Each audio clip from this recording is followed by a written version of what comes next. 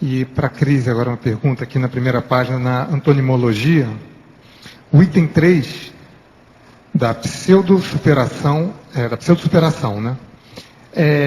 Você chegou a estudar, assim, além do tempo, né, que a gente vai dizer se a gente superou as coisas ou não, alguns outros indícios para a gente saber se a gente superou ou se é uma pseudo-superação de algum traço, alguma dificuldade?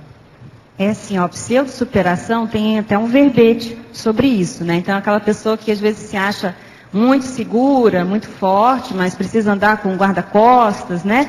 Então, assim, isso seria um exemplo de pseudo-superação, tem até lá no verbete. Então, aqui a ideia foi colocar essa pseudo-superação como um antônimo, no sentido de que a pessoa, ela de fato consiga enfrentar, resistir a alguma situação adversa e superar aquilo. Mas é até oportuna a sua questão, porque inicialmente, quando eu estava estudando esse assunto, eu classifiquei ele como homeostático, porque eram sempre casos positivos, eram sempre superações, né?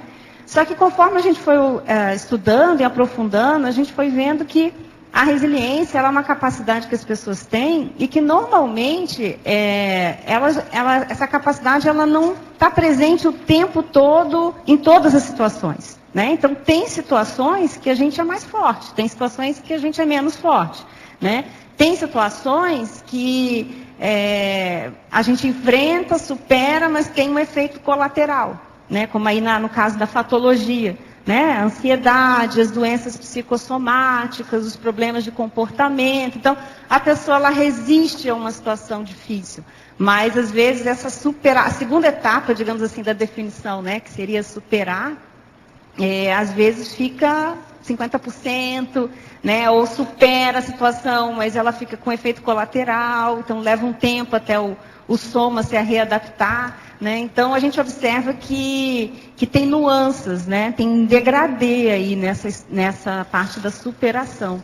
Mas a ideia de botar a pseudo-superação na antonimologia foi justamente caracterizar como eliminar, né, essas condições dúbias, né, essas condições que são mais ou menos, né, tentar a pessoa realmente não só resistir, mas de fato superar aquela situação. Não sei se eu te respondi.